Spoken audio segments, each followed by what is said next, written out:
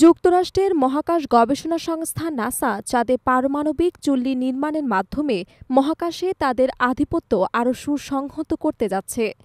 মার্কিন সংবাদ মাধ্যম পলিটিকোর বরাতে জানা গেছে, ২০৩০ সালের মধ্যেই নাসা চাঁদের মাটিতে একটি শক্তিশালী ১০০ কিলোওয়াট ক্ষমতাসম্পন্ন পারমাণবিক চুল্লি স্থাপনের লক্ষ্যে কাজ শুরু করেছে। এই উদ্যোগকে যুক্তরাষ্ট্রের মহাকাশ কৌশলের একটি গুরুত্বপূর্ণ অধ্যায় হিসেবে বিবেচনা করা হচ্ছে, যার মূল লক্ষ্য চীন এবং রাশিয়ার সঙ্গে ক্রমবর্ধমান মহাকাশ প্রতিযোগিতায় এগিয়ে থাকা।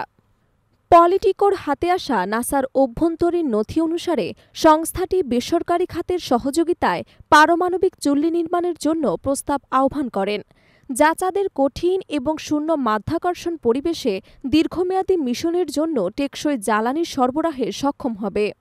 ভবিষ্যতে চাঁদে মানববসতি স্থাপন কিংবা গবেষণামূলক কার্যক্রম পরিচালনার জন্য এই ধরনের শক্তির উৎস গুরুত্বপূর্ণ ভূমিকা পালন করবে বলে মনে করছেন সংস্থাটি। নাসার এক জ্যেষ্ঠ কর্মকর্তা পলিটিকো জানান, এটা দ্বিতীয় মহাকাশ দৌড়ে জয়ী হওয়ার বিষয়। তার বক্তব্যে স্পষ্ট হয় যে শুধু বৈজ্ঞানিক উৎকর্ষ নয়, বরং কৌশলগত আধিপত্য এবং নেতৃত্ব প্রতিষ্ঠাও এই প্রকল্পের অন্যতম উদ্দেশ্য। নাসাকে এই প্রকল্পে দ্রুত অগ্রসর হওয়ার জন্য নির্দেশ দেওয়া হয়েছে, যেখানে আগামী ৬০ দিনের মধ্যে প্রকল্প নেতৃত্ব বাছাই এবং শিল্প খাতে আলোচনা শুরুর কথা বলা হয়েছে। এই চুল্লি ২০৩০ সালের মধ্যে চালু করার পরিকল্পনা নেওয়া হয়েছে, যেটা এমন এক সময়ের মধ্যে পড়ে যখন চীনও তাদের প্রথম নভোচারীকে চাঁদে পাঠানোর প্রস্তুতি নিচ্ছে। ফলে প্রকল্পটির ভেতরেই স্পষ্টভাবে মহাকাশ প্রতিযোগিতার ছায়া দেখা যাচ্ছে। এর আগে নাসা ৪০ কিলোওয়াট ক্ষমতাসম্পন্ন ছোট আকারের পারমাণবিক চুল্লি নিয়ে গবেষণায় অর্থায়ন করেছিল, কিন্তু এবার সময়সীমা, প্রযুক্তিগত সক্ষমতা এবং কৌশলগত গুরুত্ব সব দিক থেকে লক্ষ্য অনেক বড়। তবে এই উচ্চাভিলাষী প্রকল্প ঘিরে প্রশ্ন উঠছে বাজেট বাস্তবতা নিয়ে। ডোনাল্ড ট্রাম্পের প্রস্তাবিত বাজেটে নাসার বরাদ্দ প্রায় ১/৪ কমিয়ে $২৪.৮ বিলিয়ন থেকে $১৮.৮ বিলিয়ন নামিয়ে আনার ফলে অনেকেই আশঙ্কা প্রকাশ করছেন যে এই ব্যয়বহুল পারমাণবিক প্রকল্প বাস্তবায়নের জন্য অর্থ আসবে কোথা থেকে, এবং সেই সঙ্গে মহাকাশ গবেষণার অন্যান্য গুরুত্বপূর্ণ প্রকল্পগুলো কতটা আর্থিক সহায়তা পাবে।